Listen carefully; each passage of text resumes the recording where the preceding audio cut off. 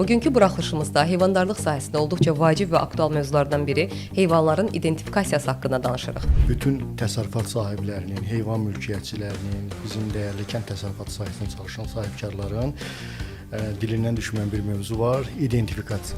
Hər bir heyvan və heyvan qrupu haqqında məlumatlar da oradan əldə edilir. Heyvan bazarlarındakı vəziyyət. Ümumiyyətlə heyvan bazarlarına bağlı məncə əminəm ki, mənə olduğu qədər bütün insanlara bu hissə maraqlıdır. Təmasda olursa, deməli bu xəstəlik yoluxdura bilər. Bəli. Aha. Deməli bizə heyvanın izlənilməsini təmin etmək üçün yeganə vasitə kimi, alət kimi identifikasiya əhəmiyyətlidir. Siz belə dedikcə mən də beynimdə canlanmağa başladı və düşündüm ki, burada əslində sahibkarlara çox böyük bir öhdəlik və məsuliyyət düşür. Vaxtı ilə qənaətbəxş olmaması, bəli. Bazarlardakı infrastrukturun mövcud vəziyyətinin müasir tələblərə cavab verməməsi səbəbindən həmin bazarların, yəni heyvan satışı bazarlarının fəaliyyəti müvəqqəti olaraq dayandırıldı. Heyvan itibsə, onun deməli üzərində mülkiyyət hüququna sübut kimi identifikasiya nömrəsindən istifadə oluna bilər.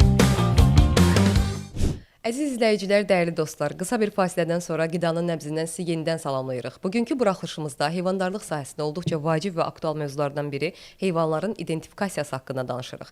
Bəlkə də çoxları üçün bu anlayış sadəcə qeydiyyat kimi görünə bilər. Amma əslində identifikasiya sistemi heyvanların sağlamlığının izlənilməsi, xəstəliklərinin qarşısının alınması və ən əsası qida təhlükəsizliyinin təmin olunması baxımından mühüm rol oynayır.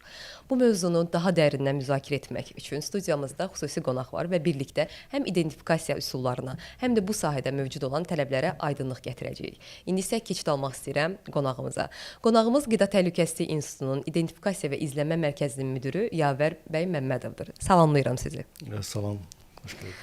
Öncəliklə dəvətimizi qəbul edib iştirak elədiyiniz üçün təşəkkür edirəm və zaman itirmədən istəyirəm ki, mövzumuza keçək. Son günlər başda qeyd elədiyimiz kimi çox aktual və önəmli mövzulardan biridir. Həm heyvan sağlamlığı, həm də heyvanların identifikasiyası.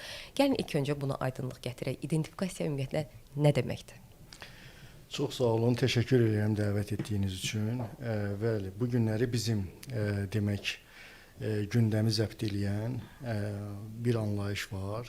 Bütün təsərrüfat sahiblərinin, heyvan mülkiyyətçilərinin, bizim dəyərli kənd təsərrüfatı sahəsində çalışan sahibkarların dilindən düşməyən bir mövzu var, identifikasiya. Bəli. Bu identifikasiya ümumiyyətlə tək indinin məsələsi deyil, bu tarixən belə olub. Zamanında heyvanları müxtəlif cürə işarələməklə, nə bilim, müxtəlif yanaşma metodları tətbiq eləməklə onların tanınmasını və onlar üzərindəki mülkiyyət hüququnu təmin etmək üçün bu üsullardan istifadə edirlər. Ancaq bu günləri müasir zamandır, artıq identifikasiyadan əsas təyinatı üzrə, yəni heyvanların xəstəliklərinin diaqnostikası və profilaktikası üzrə baytarlıq tədbirlərinin həyata keçirilməsinə nəzarət məqsədi ilə istifadə olunur. Bəli. Bu ondan ibarətdir ki, yəni hər bir heyvan fərdi qaydada nömrələnir, xüsusi tanınma nömrəsi alır və həmin heyvanın izlənilməsi təmin olunur. Onun keçirdiyi xəstəliklər, onun vurulmuş peyvəndlər, aldığı müalicələr hamısı onun adında qeydiyyata alınır. Bəli. Bu qeydiyyat əsasnaməsi Azərbaycan Respublikası Prezidenti tərəfindən təsdiq edilmiş, avtomatlaşdırılmış qida təhlükəsizliyi informasiya sistemi və onun alt modulu olan heyvanların qeydiyyatı sistemi tərəfindən həyata keçirilir. Orada baza, orada formalaşır və hər bir heyvan və heyvan qrupu haqqında məlumatlar da oradan əldə edilir. Onun xəstəliyi, vəziyyəti, bugünkü günü onun sağlamlıq durumu haqqında məlumatlar məhz həmin identifikasiya nömrəsinə bağlı olaraq həmin bazada qeydiyyata alınır. Aha, çox gözəl. Gəlin siz bir hissəyə vuruladınız. Məndə bir sual yarandı. Dediniz ki, daha öncəki zamanlarda heyvanları müxtəlif vasitələrlə işarələyirdilər bunların tanınması üçün. Qulaq birkası, məsələn, xüsusi mikroçiplərdən istifadə olunur. Hazırda da olunur, səhv eləmirəmsə. Elə deyilmi Yavər bəy? Bunların fərqini izah eləməyinizi istəyirəm. Demək, keçmişdə heyvanlara müxtəlif rəngli boyalar var. Bəli, bəli. Hətta xatırlayırdıq, bəli. Qulaqlarına müxtəlif, indi də vuranlar var. Bəli, bəli. Qulaqlarına müxtəlif cürə kəsiklər edirdilər. Hətta döymə, yəni belə indiki dillə desə tato kimi bir belə bir fərqləndirmə üsullarından üsullarından istifadə edirdilər. Ancaq bu günləri müasir identifikasiya vasitələri var. Bunlar vizual qulaq birkalardır. Yəni heyvanın hər iki qulağına vurulur. Bəli. Ön və arxa hissədən ibarətdir hər biri və üzərində nömrə yazılır. Bəli. Və heyvan sağlamlığı və rifahı üçün nəzərdə tutulmuş xüsusi materiallardan hazırlanır və müvafiq standartların tələblərinə cavab verən bir vizual qulaq birkasıdır. Yəni vizual qulaq birkası dedikdə, yəni gözlə görünən, Bəli. heyvanın hər iki qulağına taxılan və üzərində nömrə və ştrik kod olan bir birkadır. Digər bir identifikasiya vasitəsi radio tezlikli identifikasiya vasitəsidir.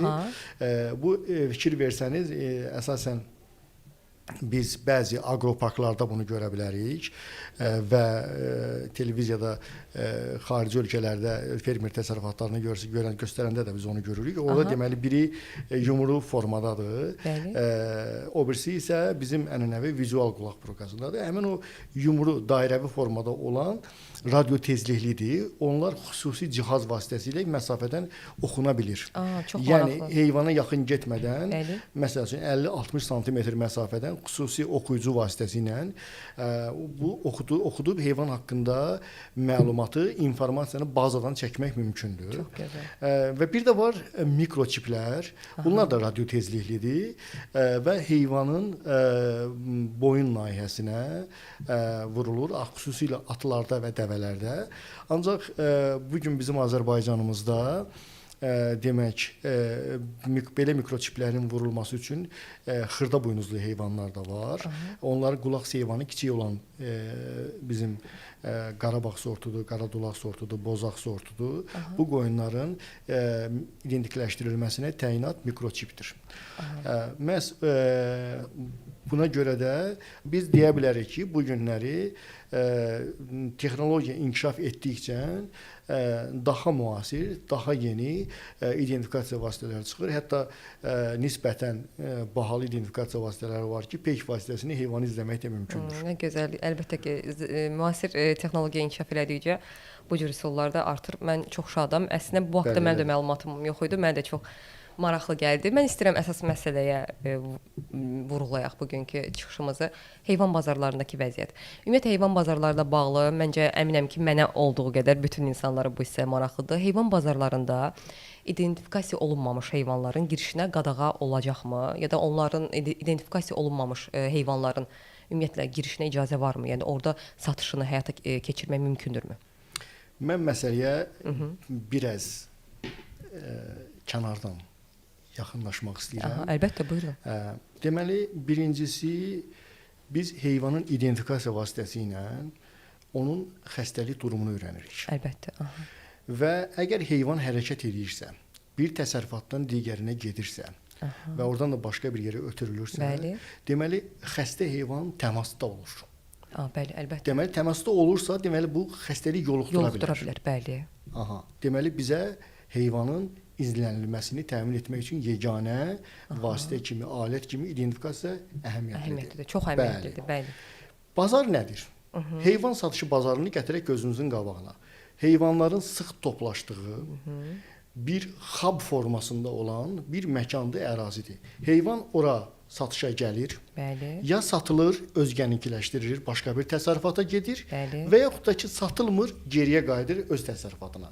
Deməli, əgər heyvan xəstədirsə, oradakı heyvanları xəstələndirir, istəyir geri qayıtsın, istəyir digər təsərrüfata getsin. Əgər sağlamdırsa, gedib xəstə heyvanla təmasda olur, öz təsərrüfatına xəstəlik gətirir. Deməli, heyvan bazarları yoluxucu xəstəliklərin yoluxması riski yüksək olan ərazi hesab olunur. Bu cür məkanlarda baytarlıq sanitariya normalarına əməl edilməməsi və effektiv baytarlıq nəzarəti tədbirlərinin həyata keçirilməməsi epizodoloji vəziyyəti nəzarətdən çıxara bilər. Bu da ölkə iqtisadiyyatına çox ciddi zərər vura bilər. Siz belə dedikcə mən də beynimdə canlanmağa başladı və düşündüm ki, burada əslində sahibkarlara çox böyük bir öhdəlik və məsuliyyət düşür. Digər sahibkarların da təsərrüfatlarına nə qədər zərər yetirir. Biz belə düşündüyümüz zaman sürətli həmin bazarlarda əslində o bazarlar sırf yoluxma mənbəyinə çevrilə bilər. Əlbəttə. Elə deyilmi? Məhz oradakı vəziyyətin vaxtı ilə qənaətbəxş olmaması, bazarlardakı infrastrukturun mövcud vəziyyətinin müasir tələblərə cavab verməməsi səbəbindən həmin bazarların, yəni heyvan satışı bazarlarının fəaliyyəti müvəqqəti olaraq dayandırıldı. Məlumatınız da var. Bəli, var. Gəlin və onların qarşısında üzr istəyirəm. Bəli. Onların qarşısında biz tələb qoyduq. Ki, Qida Təhlükəsizliyi Agentliyinin 50 saylı kollegiya qərarı var. Bəli. Yəni heyvan bazarlarına dair baytarlıq sanitariya və normalarının təsdiq edilməsi haqqında həmin o qərarın tələbləri var. Onu icra etmək lazımdır. Bəli. Onu icra etdikdən sonra həmin bazarların açılmasına razılıq verildi və həqiqətən də icra təmin edildi. Bu günlərdə bazarlar fəaliyyət göstərir. Bəli. Əgər bazar fəaliyyət göstərirsə, deməli müvafiq infrastruktur artıq yenilənib və müasir tələblərə cavab verir. Bəli. Və biz də baytarlıq nəzarət tədbirlərini həyata keçirə bilərik artıq. Bəli, Yavər bəy, çox gözəl. Bir hissəyə vurğuladınız. Deməli, qeyd edəcək ki, həmin heyvan bazarları artıq fəaliyyətini yenidən bərpa edib və hazırda orada yaxşı baytarlıq nəzarət tədbirləri hansı şəkildə həyata keçirilir? Demək, artıq baytarlıq nəzarəti tədbirləri həyata keçirmək üçün infrastruktur ona imkan verir. Belə ki, bazarların girişində heyvanların sağlamlıq durumuna nəzarət olunacaq. Burada həm termometriya var, onların temperaturu, Kim tərəfindən olunacaq? Və identifikasiyası yoxlanılacaq. Çünki identifikasiya heyvan sağlamlığının özündə əks etdirən bir göstəricidir, bir alətdir də, bir informasiyanın çəkilməsi üçün bir nömrədir. Biz həmin identifikasiya nömrəsi vasitəsilə heyvanın sağlamlıq durumunu öyrənə biləcəyik. Və əgər heyvan xəstədirsə, biz onu artıq bazara buraxmayacağıq. İndi sual olunur ki, əgər heyvanın identifikasiya nömrəsi yoxdursa, onda necə olacaq? Bəli, heyvanın identifikasiya nömrəsi yoxdursa, əgər biz o heyvan haqqında məlumat əldə edə bilmiriksə, biz o bazara buraxmayacağıq. Və beləliklə də artıq heyvan mülkiyyətçiləri və təsərrüfat sahibləri bilməlidirlər ki, identikləşdirilməmiş heyvanların bazara girişinə məhdudiyyətlər tətbiq olunacaq. Və bazar iştirakçıları, sahibkarlar, eyni zamanda heyvan mülkiyyətçiləri öncədən tədbirlər görməlidirlər. Heyvanlarını identikləşdirməlidirlər və əmin olmalıdırlar ki, bazara gətirdikləri heyvanın artıq identifikasiyası və qeydiyyatı mövcuddur. Bəli. Yavər bəy, biz identifikasiyanın önəmindən bəhs elədik və bunların risklərindən də danışdıq. Gəlin son olaraq qeyd eləyək ki, bu identifikasiyanın qida təhlükəsizliyi ilə necə bir əlaqəsi var? Deməli, ümumiyyətlə, identifikasiyanın ən böyük əhəmiyyəti heyvan xəstəliklərinin izlənilməsi, yayılmasının qarşısının alınması və epidemioloji vəziyyətin nəzarətə saxlanılması üçün çox mühüm əhəmiyyəti var. Və bunun ən ana əhəmiyyəti budur. Bilirsiniz ki, qida təhlükəsizliyinin, deməli, qida təhlükəsizliyi zəncirinin fermadan süfrəyə bir konsepsiyası var. Və bu konsepsiya bizə ilkin istehsaldan tutmuş süfrəyə qədər olan heyvan mənşəli məhsulların izlənilməsinə imkan verir. Və burada izlənməni təmin etmək üçün hansısa bir indikator lazımdır, bir göstərici lazımdır. Və əlbəttə ki, bu da identifikasiya nömrəsidir. Yəni heyvana verilmiş fərdi nömrədir. Bəli. Və bundan əlavə bilirsiniz ki, zoonoz xəstəliklər, yəni heyvandan insana keçən xəstəliklər, bu çox təhlükəlidir. Yəni insan sağlamlığı üçün təhlükə yaradır və xəstəliyin vaxtında aşkarlanması, onun lokallaşdırılması, yayılmasının qarşısını almaq üçün də mütləq identifikasiya lazımdır. İndi başqa bir sual çıxır ortaya. Bəs bunun ölkədə makroiqtisadi səviyyədə əhəmiyyəti nədən ibarət? Bəli. Bilirsiniz, bu günləri ölkəmizin ərzaq təhlükəsizliyi mütləq şəkildə nəzarətdə saxlanılır. Və bizim qida məhsullarının içində yüksək faiz dərəcəsi olan da heyvan mənşəli məhsullardır. Və bura iri buynuzlu, xırda buynuzlu heyvanların baş sayda mühüm əhəmiyyət daşıyır bu məsələdə. Bəs identifikasiya burada nə kimi rol oynayır? Əlbəttə ki, uçot, qeydiyyat və sayın dəqiqləşdirilməsi, dürüstləşdirilməsi. Məhz dürüst, dəqiq say olduğu halda ölkədəki ərzaq təhlükəsizliyi ilə bağlı tədbirlər görülə bilər. Bilinə bilər ki, bu günləri bizim ehtiyatımız nə qədərdir, idxala ehtiyacımız var, yoxsa yoxdur və əlbəttə ki, bu yenə də bir mühüm əhəmiyyət daşıyır və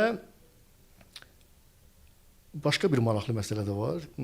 Heyvan itdikdə onun tapılması üçün mütləq identifikasiya nömrəsi lazımdır. Çünki biz söhbətimizin əvvəlində də mən sizə bildirdim ki, zamanında identifikasiyadan mülkiyyət hüququnun tanınması kimi istifadə ediblər. Bəli, əgər bu günləri heyvan itibsə, onun deməli üzərində mülkiyyət hüququna sübut kimi identifikasiya nömrəsindən istifadə oluna bilər. Və üzümü buradan sahibkarlara da, heyvan mülkiyyətçilərinə də elə bizə qulaq asan dinləyicilərə də, tamaşaçılarımıza da onu bildirmək istəyirəm ki, siz dövlətin kənd təsərrüfatına ayırdığı subsidiyalardan, digər imtiyazlardan yararlanmaq istəyirsinizsə, mütləq heyvanlarınızı identikləşdirməlisiniz. İdentikləşdirilməyən, qeydiyyata alınmayan heyvan haqqında siz hər hansı bir tələb, təklif formalaşdıra bilməzsiniz. Bu identifikasiyanın əvəz olunmaz əhəmiyyətləridir. Birincisi qanunla tənzimlənir, məcburidir və belə deyək də hər bir vətəndaşın, kəndlinin, təsərrüfat sahibinin, fermerin iqtisadi və hüquqi məsuliyyətidir. Göründüyü kimi birimizin məsuliyyəti əslində hər birimiz üçün önəmlidir və hər zaman deyirik ki, qida təhlükəsizliyi ortaq məsuliyyətimizdir. Hörmətli dinləyicilər, unutmayaq ki, heyvanların identifikasiyası həm heyvan sağlamlığının qorunması, həm də süfrəmizə gələn məhsulların təhlükəsizliyi üçün vacib amildir. Bizimlə olduğunuz üçün təşəkkür edirəm. Növbəti buraxılışlarda görüşənədək. Hələlik.